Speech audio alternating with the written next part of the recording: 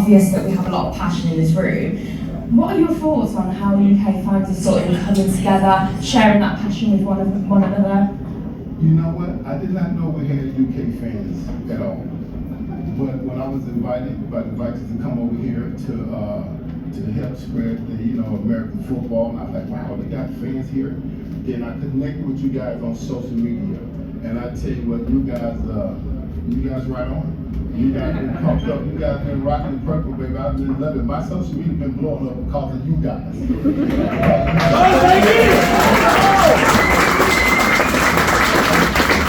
Yeah, on stage we love it here. It's quite shocking to hear that you didn't know that the UK fans sort of existed. Is that social media that you just found out about? It just seemed like so many worlds away. Like it's I never visit. Like now I love it. I want to come back. I want to stay longer. I'm like, wow, I'm loving this place. So hey man, Viking fans, I see now a true loyal fans, and not just because you're Viking fans. I know you guys love the color purple. You know what I'm saying? I love it. I don't want to rock in the color purple. Oh, amazing. Well, it's very evident that there are a lot of UK fans here who are very happy to see you, so I'm sure you're feeling the love right now. Oh yeah, I'm feeling it. So a lot of these fans will know you from being a part of a trio called 3D. Can you share a bit more about your experiences of that, and if you've got any fond memories from that time? I have a lot of great memories. I tell you what, being a part of such an iconic group of receivers with me, Chris, and Moss, I would tell you guys, we would go in the game not knowing who was going to get the ball. There's only one football.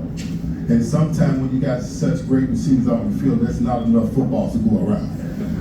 So you got to, really love each other and have fun and cheer each other on, because sometimes you may not get a ball the whole game. And I think that's what made us close, because we know, hey, once we step on the field, the other team is in trouble. And I think once we walked out there, they feel the pressure also. And I tell you, one of my fondest memories were in '98. We were like rock stars, baby. We was all over the place, and we walked on the field. We really put fear in a lot of DB's heart. We made teams go out and draft more cornerbacks, like the Green Bay Packers, and we beat them down. So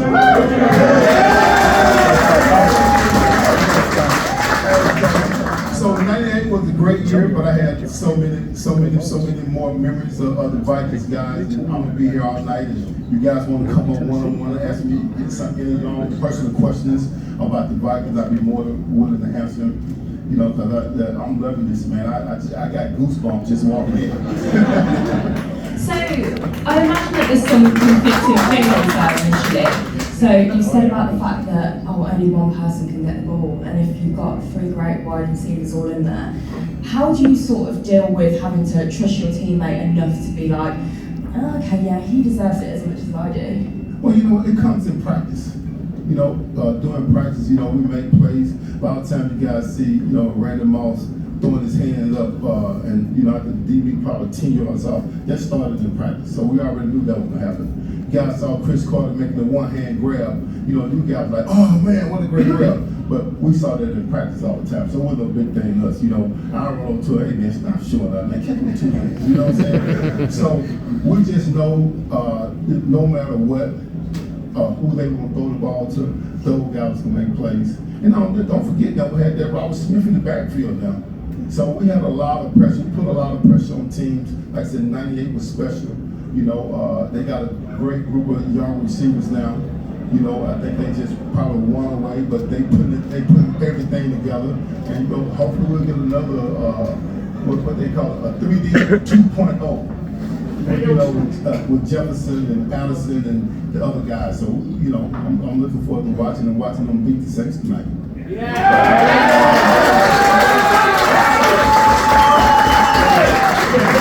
So, speaking about the current team, Joshua Dobbs, I feel like that's a completely big topic at the moment. How are you feeling, and what were your thoughts seeing him perform so soon in the way that he did?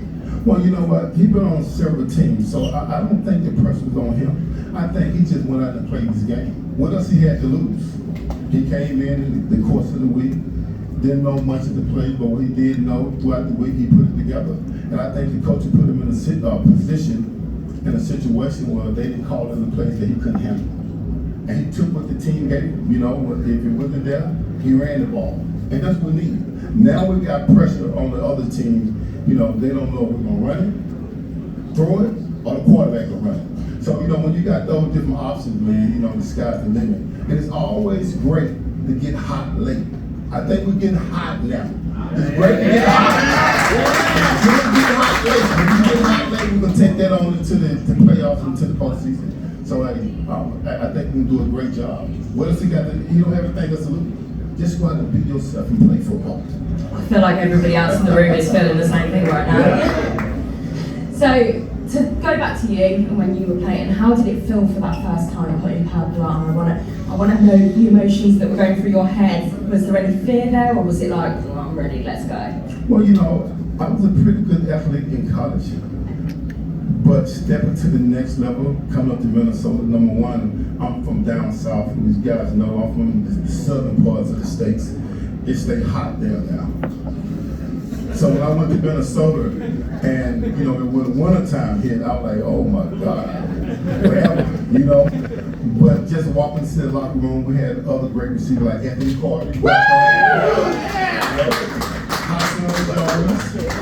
Steve Jordan, so I had Leo Lewis, so I had other great receivers that I kind of looked up to, and also Chris Carter was there, and those guys took me up under my wings and really taught me the ropes.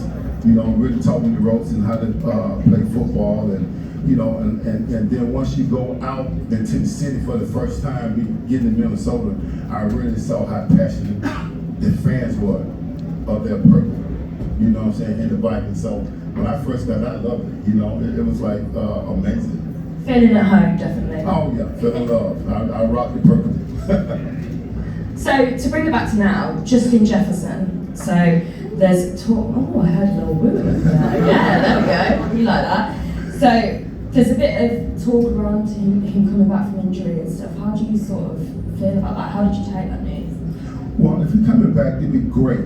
You know why? Because it takes a lot of pressure off the other guys. Y'all look like we won 4 games without him, right?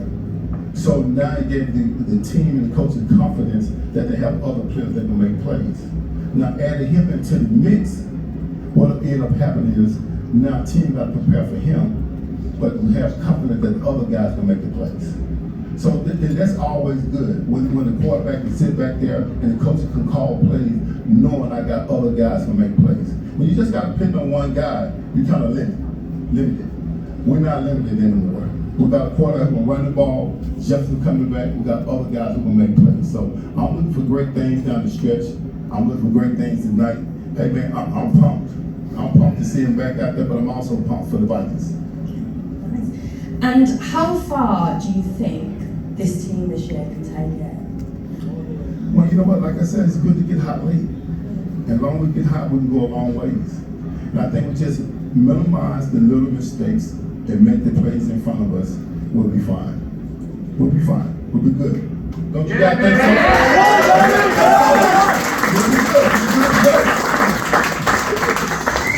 Lastly, I'd just like some SKOL predictions from you. What do you think is going to happen tonight? Some thoughts and feelings. I know you're going to say win, but we're going to win. I don't have any SKOL predictions, but I hope we win by at least 2. And I ain't talking about 2 touchdowns.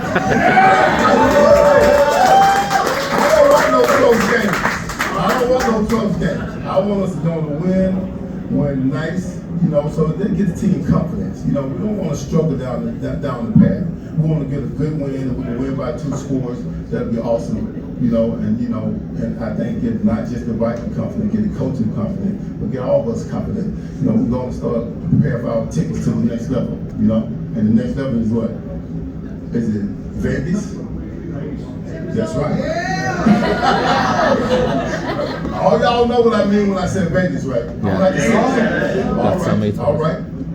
Amazing. Thank you so much. You've been brilliant. And also, like Jake said, you're going to have the chance to have a little chat with him at the end of each quarter if you have some more questions as well. But I do have a very special video coming up for you now.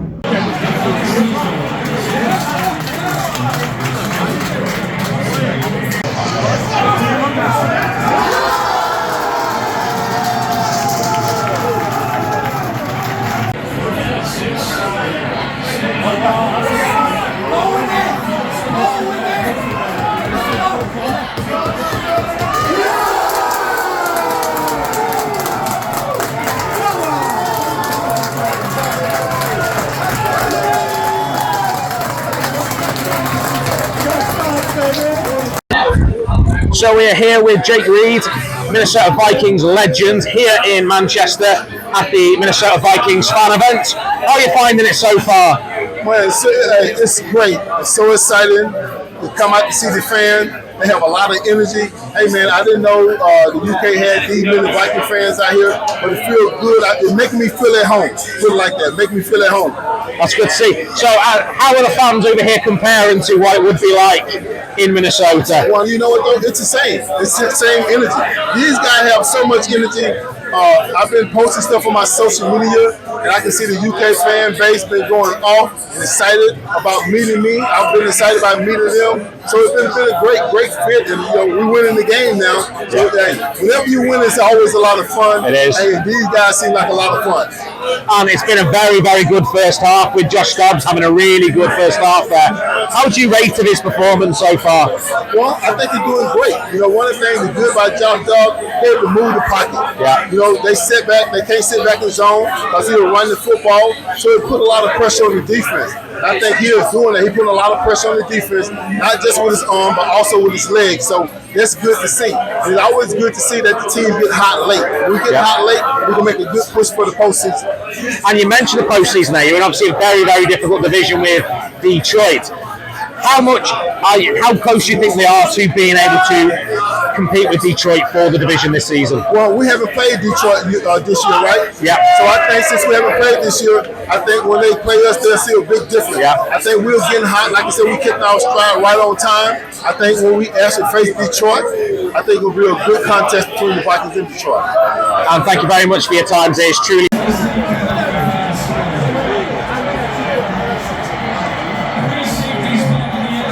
This one's over.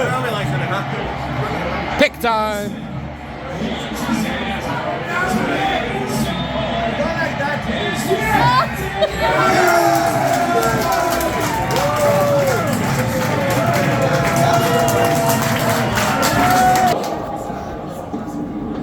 Go!